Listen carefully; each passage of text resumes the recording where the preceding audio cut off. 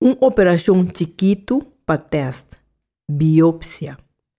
Se ainda tem alguma inseguridade tocante ao grado de sospecho, a posição ou tamanho do tumor.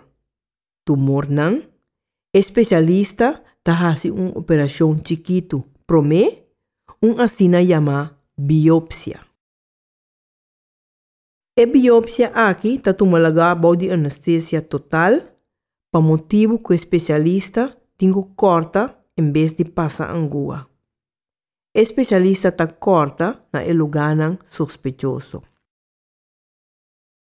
Tim viaja passa wire fino dentro do pecho com ajuda de aparato de mamografia, ecografia ou som de MRI.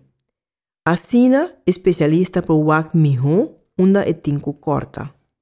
De maneira aqui, o especialista que haya mais tanto célula ou tecido sospechoso para teste. A meta está para ajudar a gente mulher caminhar possível, fazendo uma operação que taspar o pecho. Se o tumor está grande ou tem mais que então tem que fazer uma amputação de pecho. Mister quita o pecho completo.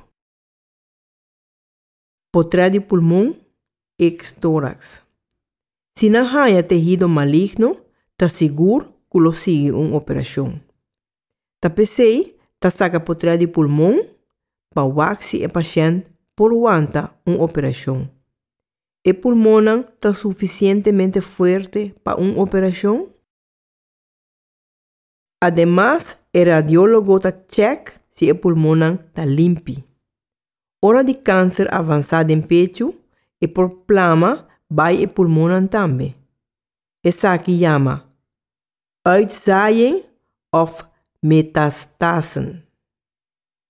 Tá importante para essa aqui, para em tal caso, o tratamento está diferente. Essa aqui não está boa notícia.